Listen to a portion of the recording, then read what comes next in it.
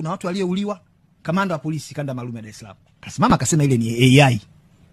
Yaani ile mnaoona ile watu wamekufa video zile ni AI.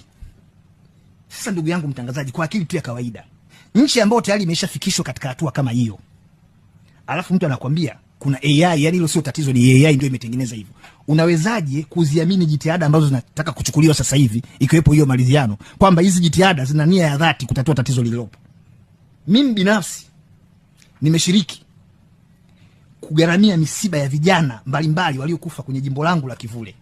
Misiba nimetoa shilingi 500,000 kwenye familia ambazo watu walikufa. Lakini mwanzo tunaambiwa waliokufa sio Watanzania. Sasa ni mpaka pale ambako tutakubaliana kama taifa kwamba tunalo tatizo, na tatizo ambalo ni kubwa zaidi sio vituo vya mafuta kuchomwa moto. Sio mabasi ya mwendokasi kuchomwa moto. Ni loss of human life.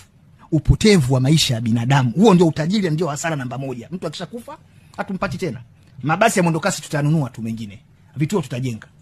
Lakini ili kuonyesha kwamba kuna tatizo kwenye nchi hii, Rais amekiri kwamba kilichotokea tarehe 29 kina economic implications.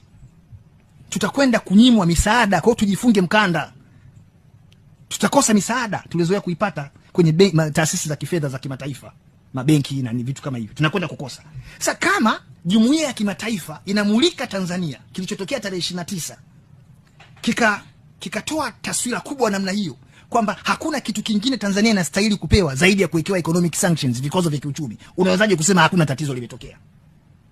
Kwa ukubwa huo kuna tunafungiwa misaada, nchi ambayo tumejigamba kwa kupewa misaada mingi sana, hasa katika awamu ya kwanza. Ni kipindi cha kwanza cha awamu ya 6 tumekopa sana, karibia zaidi ya trilioni 1.7 tumepata kama mikopo, tumeaminiwa. Halafu leo ghafla wale wote wadau wa maendeleo wanarudi nyuma, wanasema hawawezi kushirikiana na sisi kwa sababu tu ya tarehe 29.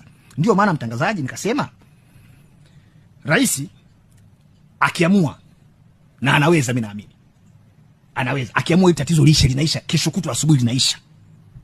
Lakini katika kufanya huo uamuzi, lazima hatua anazokwenda kuzichukua ziwe na picha na taswira ya kijamii, ziwe shirikishi.